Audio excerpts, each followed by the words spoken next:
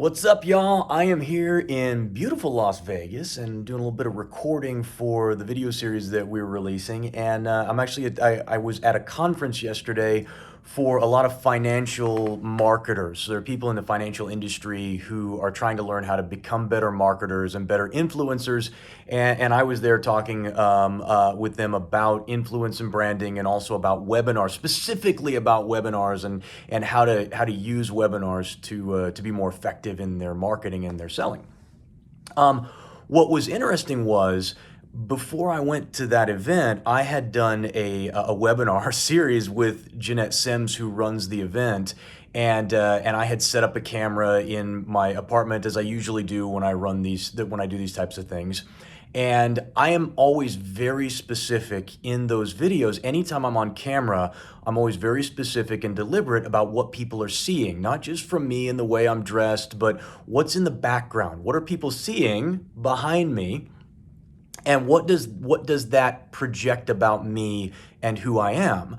And I also have always been one who invested in the very best cameras that I could afford, because I knew that the quality of what I put out said a lot about me. Now, to give you an idea of just how effective this was, when I showed up to the event yesterday, I rolled in, I don't know, around 9 o'clock. I was a little bit late because I flew in from Los Angeles yesterday morning.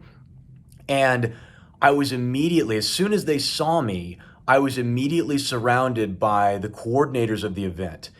And they said, "Oh my gosh, we're so glad you're here." And they said, "I have to ask you a question. What video camera were you using when you did that webinar?" He said, "Because it looked amazing." Not to mention, they go, "Where do you live at? Like that apartment where you were at looks incredible, and that view looks amazing." And they were enthralled with every aspect of what they saw from me and the quality of what I put out. And I was, I went ahead and I shared with them a little bit about it, and how I had done it, and the reason that I had set it up all the way I did. I gave them a lot of the influence techniques that I was employing. And I said, "You're proof that what I'm doing is working, and exactly what I wanted you to think, what I wanted you to feel, what I wanted you to see is exactly what you thought, felt, and saw."